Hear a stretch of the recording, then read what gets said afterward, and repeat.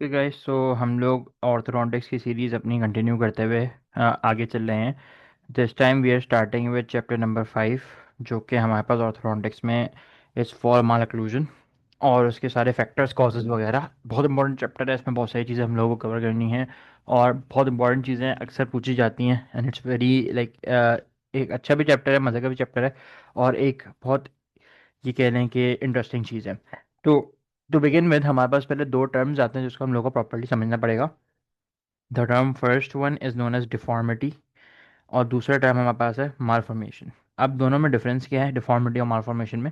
देखो, deformity is something, वो जो कि एक टिश्यू था पहले हमारे पास, वो इनिशियली प्रॉपरली बना, ठीक है, नॉर्मली बना, फिर बाद में जाके वो फेल कर गया to continue normal development. Initially stage में वो बिल्कुल सही बना था, बट आगे जाके कुछ अरसे बाद उसकी जो डेवलपमेंट हो रही थी प्रॉपरली वो नहीं हो सकी। तो उसको हम, उस कंडीशन को हम लोग डिफॉर्मिटी बोलेंगे। जबकि मालफॉर्मेशन क्या है? मालफॉर्मेशन ऐसे टिश्यू को डिस्क्राइब करता है जो कि शुरू से ही नॉर्मली नहीं बना हो, लाइक बिगिनिंग उसकी जो बिल्कुल डेवलपमेंट थी स्टार्टिंग से ही वो नॉर्मली ना बना, तो दैट इज मालफॉर्मेशन। ठीक है, दोनों टाइम्स हमारे पास हो गई है। फिर हमारे पास ना माल ओक्लूजन के कुछ फैक्टर्स आते हैं जो कि भाई कॉजेज क्या होते हैं। तो हमारे पास सबसे पहले आते हैं सर्टेन कॉजेज जो कि हैं स्पेसिफिक कॉजेज में हमारे पास जो है बहुत सारी चीज़ें पढ़ेंगे हम। ये होते हैं अकॉर्डिंग टू एज के हिसाब से, लाइक अब हम लोग उसको डिफरेंट डिफरेंट एज ग्रुप में पढ़ेंगे, न्यूनेटिस पढ़ेंगे, एम्ब्रियोनिक पढ़ेंगे, उसके बाद फिर एक चाइल्डहुड में पढ़ेंगे, इस तरीके से हम लोग सारे ये पढ़ेंगे।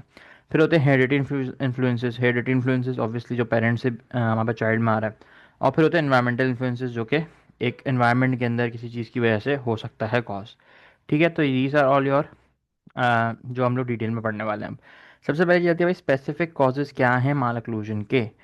तो स्पेसिफिक कॉजेज़ जो है उसको, अगर मैंने कहा था हम एज के अकॉर्डिंग करेंगे, तो सबसे पहले हम करते हैं डिस्टर्बेंसेस जो कि हुए in the embryonic development of growth.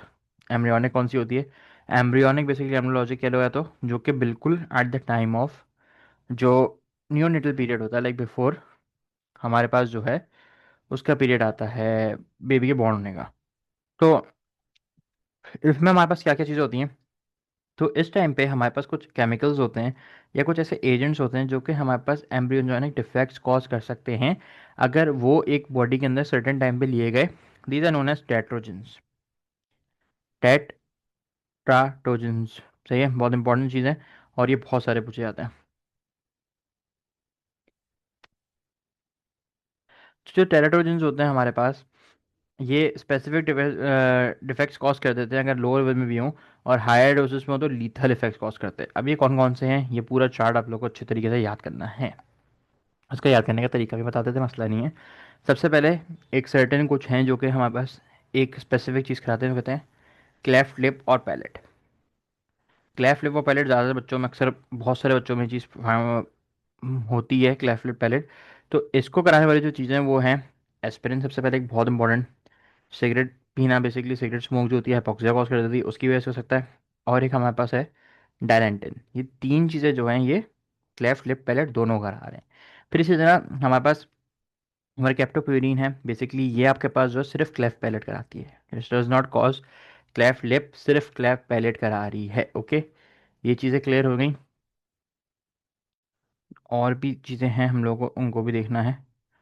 Okay, तो आई होप ये वाली चीज़ें तो हमने देख ली पहले जो क्लेफ्ट पैलेट करा रही थी।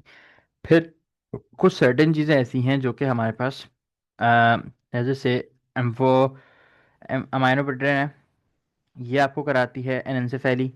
इसी तरह आपके पास साइटोमेगैलो वायरस है, सीएमवी वायरस जो होता है हमारे पास, ये माइक्रोसेफेली कराता है, हाइड्रोसेफेली कराता है और माइक्रोप्थीनिया कराता है। इसी तरह हमारे पास टॉक्सोप्लाज्मा है, ये भी अगेन वायरस है, वो है हमारे पास प्लाज्मोडियम होता है, ये भी हमारे पास जो है माइक्रोसेफेली, हाइड्रोसेफेली और माइक्रोप्थेल्मिया करा रहा है। इस तरीके के थोड़े सिमिलर सिमिलर है ना, तो इस तरीके से याद करने में आपको आसानी हो जाएगी। सबसे इंपॉर्टेंट जो है ना हमारे पास यहाँ पे, वो एक यहाँ पे मेंशन्ड है इथाइल अल्कोहल। इसको देख लीजिएगा क्योंकि ये एक वाहिद है जो कि करा रहा है मेटफेस डेफिशिएंसी। फीकल अल्कोहल सिंड्रोम होता है बेसिकली, ये हम आगे पढ़ेंगे, यहाँ पे भी लिखा हुआ नजर आ रहा होगा आपको फीकल अल्कोहल सिंड्रोम, ये डिटेल में पढ़ेंगे, ठीक है। अच्छा, इसके अलावा और बहुत और भी हमारे पास जीका वायरस होता है। जीका वायरस माइक्रोसेफेली कराता है, ब्रेन डैमेज कराता है। और इसी तरह विटामिन डी जो है ना, ये भी इंपॉर्टेंट है। विटामिन डी का अगर एक्सेस हो जाए तो ये प्री मेच्योर सूचर क्लोजर करा देगा, सूचर जल्दी बंद हो जाएंगे। तो एक चीज़ ये भी बहुत इंपॉर्टेंट आती है। फिर इसी तरह वेलियम है और एक्सरे है, एक्सरे भी माइक्रोसेफेली कॉज करता है। आपके पास रोबेला वायरस है, आपके पास जो है थैलेनामाइड है। तो इनमें से भी बहुत सारी चीज़ें अलग अलग चीज़ें कॉज करती है, जो एक सिमिलर चीज़ें कुछ की देखें। पहले मैं बताता हूँ, ये 1,3,6 रेटिनोइक एसिड, थैलेनामाइड और वेलियम, ये तीनों जो हैं थोड़े क्रेनोफेशियल माइक्रोसोमिया कॉज करते हैं, सबके सब तीनों के तीनों।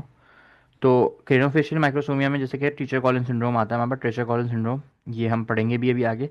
तो ये तीन एक साथ इस तरह याद कर लो, सही है। तो इस तरीके से आपको ओवरऑली ये चार्ट याद हो जाएगा। ये चार्ट इंपॉर्टेंट है और ये पूरा चार्ट याद करना होता है हमें, ठीक है। तो अगेन स्टार्ट को एक बार समराइज करता हूँ। तीन मेजर मेजर एक साथ याद करें। एस्पिरिन, सिगरेट स्मोक और डेलेटिन, तीनों क्या करा रहे हैं, क्लेफ्ट लिप और पैलेट करा रहे हैं, ठीक है। फिर हमारे पास 1,3,6 है, थेलमाइड और वेलियम, ये तीनों क्या करा रहे हैं, क्रेनोफेशियल माइक्रोसोमिया, सही है। इस तरीके के डिजीज करा रहे हैं जो क्रेनोफेशियल माइक्रोसोमिया के आसपास आते हैं, ठीक है। फिर इसमें स्पेसिफिक दो तीन हमारे पास हैं जो स्पेसिफिकली एक ही चीज़ करा रहा है। इसमें मैंने आपको बताया था इथाइल अल्कोहल है जो कि फीकल अल्कोहल सिंड्रोम करा रहा है। विटामिन डी एक्सेस है जो प्रीमेच्योर सूचर क्लोजर करा रहा है, ठीक है। बाकी थोड़े बहुत ऐसे वायरसेस वगैरह जो हैं, जैसे हमारे पास साइक्लोमेगेलो वायरस हो गया, टॉक्सोप्लाज्मा हो गया, जीका वायरस हो गया, ये सारे माइक्रोसेफेली, इंसेफेली, यहाँ पर हाइड्रोसेफेली, इस तरह की चीज़ें करा रहे हैं, ठीक है। अब मेप्टोप्रेनिन जो है वो एनएनसेफेली करा रही हैं। इसी तरीके से हमें याद होंगे, ठीक है। अब एक और है हमारा मेटापिरोन जो था हमारे पास, वो क्लेफ पैलेट करा था, सिर्फ सिर्फ क्लेफ पैलेट। तो इसी तरीके से एक एक करके प्रॉपरली इसको बार बार पढ़ेंगे तो ये चीज़ क्लियर हो जाएगी, ठीक है। हाँ, मूविंग ऑन। हमारे पास जो डेवलपमेंट हो रही होती है एम्ब्रियो की, बेसिकली वो हो रही होती है तब weeks 3 to weeks 8 after fertilisation. तो इस शॉर्ट पीरियड में मॉर्फोलॉजिक करेक्टरिस्टिक्स जो है वो चेंज करती हैं। लाइक एक डिश लाइक शेप आपके पास आ जाती है अप्रॉक्सीमेटली 0.5 मिलीमीटर डायमीटर की। तो एक तकरीबन 25 millimetre long crown to rump area बन जाता है, एक ह्यूमन फॉर्म पे आया था। बेसिकली समझो इस तरीके से वो जो आपके सेल्स होते हैं, मॉड्यूलर फॉर्म होता था ना, वो सेल्स थोड़े से आपके जो है ना प्रॉपरली जो है ना इस तरह की शेप ले लेते हैं, जैसे ना एक लगता है कि चलो ह्यूमनॉइड स्ट्रक्चर बन रहा है एक तरीके से, क्योंकि वो बिल्कुल इनिशियल स्टेजेस थी। तो like over this short period of time जिसमें है 3 to 8 वीक्स वाला, इसमें आपके पास 0.5 मिलीमीटर से 25 मिलीमीटर लॉन्ग हो जाता है। तो इतना बड़ा डिफरेंस आता है। ये वैल्यूज थोड़ी बहुत इंपॉर्टेंट है, देख लेना अगर अक्सर कोई एमसीक्यूज में पूछ ले तो।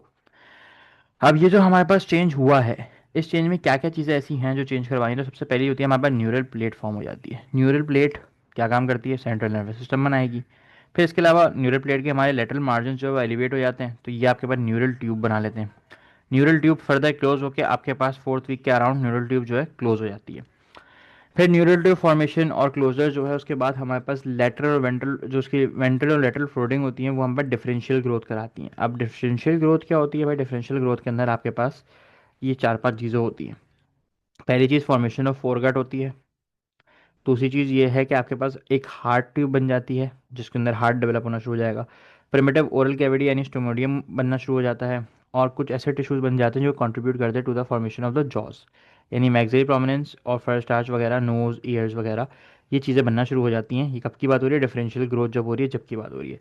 अब हमने ये वाली बात क्यों पढ़ रहे हैं भाई, ये तो एम्ब्रियो हो गई, हम ये क्यों पढ़ रहे हैं हम लोग, तो बेसिकली हम इसलिए पढ़ रहे हैं क्योंकि हमारे पास जितने भी क्रेनोफेशियल डिफेक्ट्स होते हैं ना, ये सारे के सारे इन न्यूरल क्रस्ट सेल्स की एबनॉर्मलिटीज़ की वजह से हो रहे होते हैं। सेल डेथ की या सेल माइग्रेशन जो हो रही होती है, इनके एरर्स के अंदर अगर कोई मसले आ रहे हैं तो ही हमारा जो बेसिकली बेबी फॉर्म हो रहे होते हैं उनमें ये इश्यूज आ सकते हैं।